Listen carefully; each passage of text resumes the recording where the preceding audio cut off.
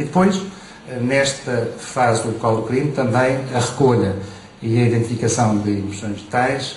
Ali está comparado um vestígio com uma impressão digital e está a demonstração de uma identidade estabelecida. Através desse trabalho sabe-se que aquela impressão digital foi provocada, foi produzida por o dedo de determinada pessoa. Tudo isto num sistema EIFIS informatizado não tem nada a ver com aquilo que eu fiz quando entrei para a polícia há 28 anos, em que as coisas eram todas manuais e à vista, e que agora tem sistemas muito mais evoluídos, tecnologia israelita, que permitem um resultado exponencial. Bom, e aqui chegados, feita esta excursão rápida ao laboratório, que eu sei que alguns gostariam de visitar, mas como já tive a oportunidade de dizer que está fechado para visitas porque está em fase de reorganização interna e, portanto, a única visita possível é estas fotografias que aqui mostrei. Aqui chegados, é a altura de falar um pouco da organização da investigação criminal em Portugal. Durante muitos anos a investigação criminal foi exclusivo da Polícia Judiciária. Desde 2000 o paradigma alterou-se e passou a haver uma perspectiva de distribuição por várias forças de diferentes competências.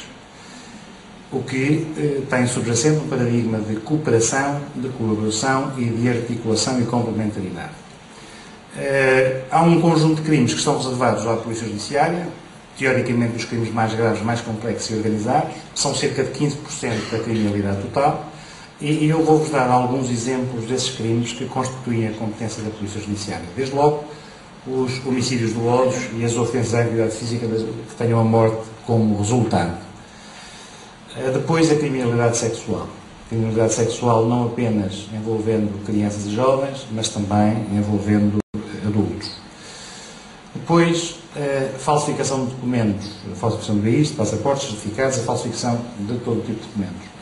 Hoje entende-se a falsificação de documentos como um crime não muito importante em si mesmo, não está em causa a fé pública que o documento deve fazer, o que está essencialmente em causa é a possibilidade dessa falsificação de documentos constituir, ter um papel de acessoriedade relativamente à prática de crimes mais graves, como sejam o terrorismo, os fluxos migratórios ilegais, as burlas, enfim, um conjunto de outros crimes. A falsificação de documentos, repito, não vale em si mesmo, vale por aquilo que pode, que permite que se faça negativo.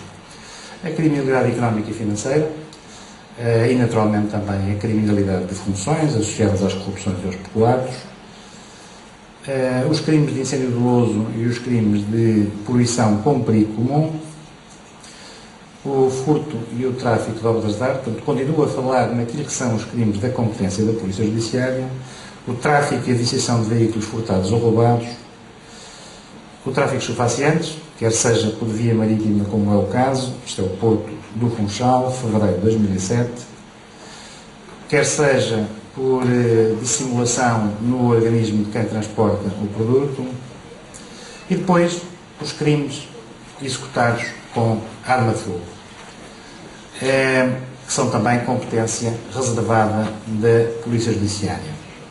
Bom, e aqui entraríamos na razão principal ou na razão fundamental do vosso trabalho, a questão do carjacking. Antes, porém, permitam-me que diga, que considere que existe uma alteração de paradigma no mundo criminal em resultado de 3 ou se calhar 4 vetores absolutamente importantes e absolutamente determinantes da nossa sociedade. O primeiro desses vetores são as novas tecnologias. As novas tecnologias fazem que hoje o crime seja diferente do que era há uns anos atrás, da mesma maneira que a sociedade é efetivamente diferente do que era há uns anos atrás. Basta pensarmos no nosso dia-a-dia e na angústia que temos quando não conseguimos ligar para uma pessoa por telemóvel.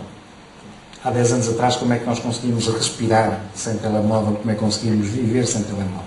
Hoje é de facto difícil perspectivar que não se viva ou que se viva sem telemóvel, assim como é difícil perspectivar que se viva sem internet.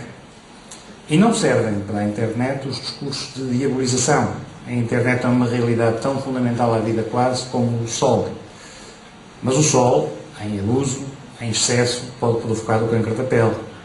A internet, sem consciência dos riscos e das dimensões pode provocar danos a quem a utiliza, apesar de, teoricamente, a pessoa estar sentada dentro da sua casa ou num outro sítio qualquer, aparentemente completamente protegida e sem correr qualquer risco.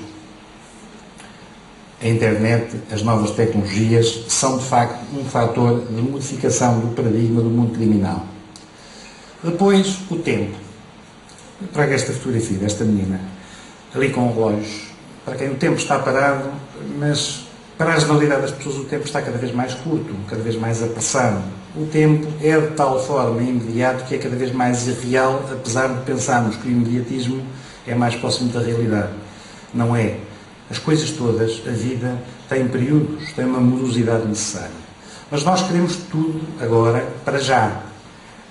Se calhar encontramos aqui alguma explicação relativamente aos fenómenos criminais que quiseram abordar, nomeadamente ao carjacking. Há hoje uma noção de tempo completamente diferente da noção de tempo que tinham os nossos pais e que tínhamos nós próprios quando éramos mais jovens. Um terceiro vetor de alteração do paradigma tem a ver com a sociedade global, com o mundo global.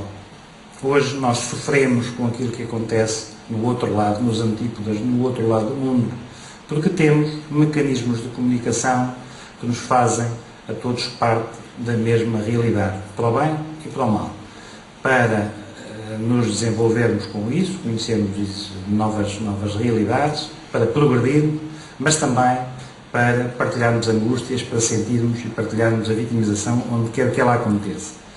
Depois, este mundo global está de alguma forma associado à quebra, à falência dos mecanismos informais de controle social. A Moita Flores falava nisso há bocadinho.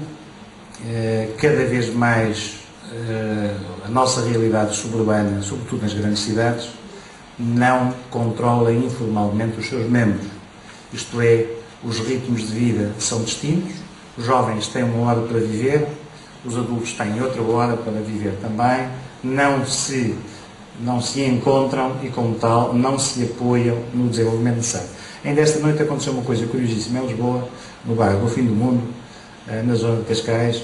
Foram agredidos vários elementos da PSP na sequência de uma intervenção, portanto, uma equipa de intervenção rápida teve que intervir por volta das 3 da manhã para parar um jogo de futebol de um conjunto de jovens que estava animadíssimo e os jovens, quando a polícia interveio para parar o jogo de futebol, que estava naturalmente a prejudicar aquelas pessoas que queriam descansar naquela hora, os jovens não aceitaram aquela intervenção e houve agressões e conflitos. Isto diz bem da contradição que vai existindo em termos de mecanismos informais de controle social e também em termos de diferença de tempos. E depois caímos, face a tudo isto, no carjacking. O carjacking é o quê em termos de conceito? Essencialmente é um alargamento de uma expressão inglesa, do Jack It, saca-o, e portanto é um alargamento dessa expressão com uma forma de fazer. Jacking é estar sacando, é o ato de estar a sacar. Carjacking é, portanto, o ato de estar a sacar o carro. Porquê é que isto surgiu? O que é que nos deu para que de um momento para o outro, não em 2003, como diz o vosso trabalho, mas possivelmente em Portugal em 2001, foi em 2001 que aconteceram as questões na CREL, e portanto o primeiro exemplo de carjacking em Portugal é na CREL, portanto é a finais de 2000 e princípio de 2001. O carjacking é, ao fim e ao cabo, o quê? A tal expressão dos paradigmas de alteração do mundo criminal que falava há bocadinho. Já ninguém está hoje disponível para estar 2 ou 3 horas à espera de conseguir fazer uma falsificação da chave de um carro e abrir o carro para depois o poder utilizar naquela hora de noite. Não se tem tempo para se perder à espera disso. Portanto, o mais simples é ir buscar o carro no momento em que ele ainda está na posse do condutor, porque ficamos com o carro já. O carjacking é esta ideia também de tempo imediato, mas também é a ideia do impacto das novas tecnologias. Porque, de alguma forma, o carjacking está associado aos mecanismos de segurança e defesa que as próprias viaturas hoje têm. E, portanto, sendo muito mais difícil fazer a tal chave falsa ou ligação direta, como faziam alguns há uns anos atrás, ou meter a colher de chá para abrir os Minis ou os Fiat Punto.